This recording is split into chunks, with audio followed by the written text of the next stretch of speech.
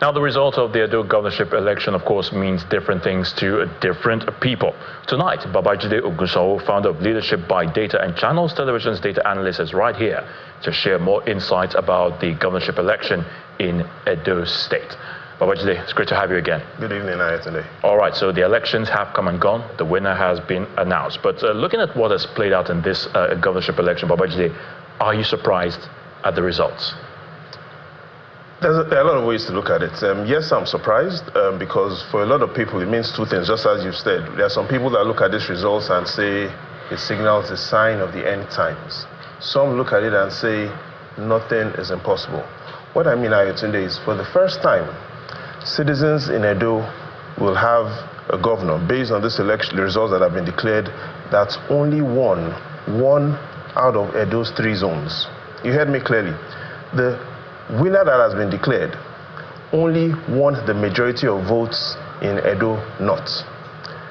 Edo Central and Edo South was won by the PDP candidate. So this is the first time in Edo's history that the governor will be declared winner, though he won only in 1 senatorial district. So for those people, they look at it as a sign of the end times. For those in the APC, they say nothing is impossible. But fundamentally, Ayatunde, there are 3 ways I want us to quickly take a look at this. The first is we all missed it. We said going into this election, it was Edo decides. But based on the realities and what Sheung and our other correspondents have described this election, it wasn't really Edo decides, it was bribery decides. What we saw was manipulation decides. And some observers are even saying INEC decides. Do we have these on full authority? I mean, earlier today, the civil society organizations, especially groups like IAGA, released a message that showed, and they clearly in their message said they are concerned about the transparency of this election. And that tweet was made by IAGA, and we had all the organizations sign up to that message. But beyond that, the other concern is this is the 7th time we're having governorship elections since 1999 in Edo State. The question is, are we making progress with our governorship elections, especially with what we've seen in Edo? And finally, when we still talk about the fundamentals, people talk about the global standard of elections in the world. And if we were to use this, for instance, and we were to just put this as a sign of what the global standard and how transparent elections should be. If this is the global standard, Ayatunde, what will the Nigerian standard look like? And I would like you to take a look at the global standard. And here's what the Nigerian standard looks like. So we see clearly that we are still far. When we conduct our elections, we are so far. The image of what the global standard looks like, and how transparent it should be, and what the Nigerian standard is quite different, Ayatunde. So is there any correlation, Babajide, I mean, as to how the people of Edo State voted, during the last presidential election and this present election, the governorship poll? Some correlation. We see if we are taking, and if the candidates are taking a look at the results of 2023, and if you take a look at that, it had shown a bit of what was about to happen in 2024. Here's what I mean. If we take a look at the results pattern and what exactly played out in Edo last year, what you find out is across the 3 zones, yes, the Labour Party had the highest number of votes. What that signaled was the people had shown a willingness to switch.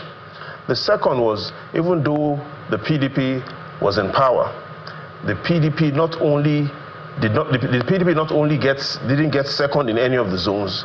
Across all the zones in the presidential election, the PDP scored 3rd in each zone.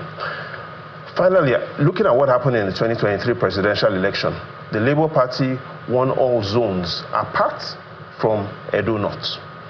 What happened in Edo North? The APC won Edo North because of that popular strong man that they have in their politics, Adams Oshiomhole. Tony, let me make it very clear. Since 2008, when Governor Adams Oshiomhole won his governorship election, whoever he supports in Edo North always wins. In simple terms, whichever camp Oda Adams of Shomole belongs to, and whoever it throws his back into in Edo North, always wins, despite whatever happens in elections. And so we saw that pattern still play out in this election. The candidate that has won the election, APC, won only in Edo North. In Edo North, the APC, across all their combined votes, scored approximately half of their votes from Edo North. Even though the PDP candidate won in Edo Central, even though the PDP candidate won in Edo South, the sort of votes the team behind the APC candidate and Adams Oshomole pulled out based on the results that have been declared shows that the magic for APC, whatever side you want, whatever way you want to explain that magic, the magic really happened in Edo North. So, Babajide, a moment ago you were talking about the election observers and what they saw from all that transpired in this election. Now, Governor Obaseki, as well as the observers, have also shown concerns about this election, the process of the conduct of the elections. How significant are these concerns, especially for the governor? So, if we look at how did Governor Obaseki win his 2020 elections? Same way, he won in Edo Central and Edo South. This time, the candidate of the PDP that Obaseki supports is also won the elections in Edo Central and Edo South. The challenge is that the sort of margins the APC had in Edo North this time around was significant. So in 2020, we see big numbers for Governor Obaseki in Edo South, big numbers for him in Edo Central. He did not win Edo North because Adams Oshomole was clearly campaigning for Eze Yamu. But this time around, what we've seen is Asue Ighodalo won Edo South. He got the majority in Edo South. Asue Ighodalo got the majority in Edo Central. However, Monday got the majority, significant majority in Edo North, and his majority in Edo North was able to make up for the losses he had in Edo South and in Edo Central. That sums up exactly what happened in this election. Well, I tell you, perhaps a lot of Nigerians are asking, what exactly do these numbers look like? So we can take a look at these zones so that people can look at these numbers and interpret if these numbers reflected the choices of the majority or if they didn't. So if we take a look at the results overall, and let's take a look at what the results that have been declared by INEC, what it looks like across each zone, then we'll find out there are really shocking details in it. So, what's the next frontier for the people of Edo State? Or Edo State in general? It's first there's a lot of bridge building that needs to be done. Yes, we know this might not be the last. Clearly, the other parties have expressed concerns, especially because, like I said, this is the first time in Edo's history that they will have a governor that only won in one zone despite their two other zones. So there's a lot of bridge building. Let's take a look at these results, and clearly the statistics provide more insight about what needs to be done. We see Edo North, Monday, Okwebolo, 130,000 votes in Edo North compared to Asue Ighodalo's 76,959 votes. So we see those huge numbers, especially for the APC candidates across Akoko Edo and Esako West. So the Edo North Senatorial District was really what gave the APC the victory.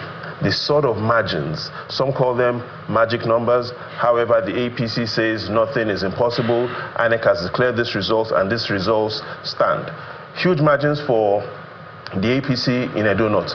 However, in Edo Central, Asue Ighodalo wins based on the results we have. However, the margins were not big. Victory margins for Asue Ighodalo in Edo Central of less than 10,000 votes. That is the challenge. And look at Edo South. Victory for Asue Ighodalo in Edo South, margin of victory just about 3,000. So in summary, Asue Ighodalo won this election in Edo Central. He won this election in Edo South. However, according to INEC and the results that have been declared, his margin of defeat in Edo North was so significant that the APC candidate won. Babajide, Channels Television's data analyst, will leave it at that, but thank you so much. Interesting days ahead. Let's not forget, we need to improve our standard of elections. We'll leave it at that.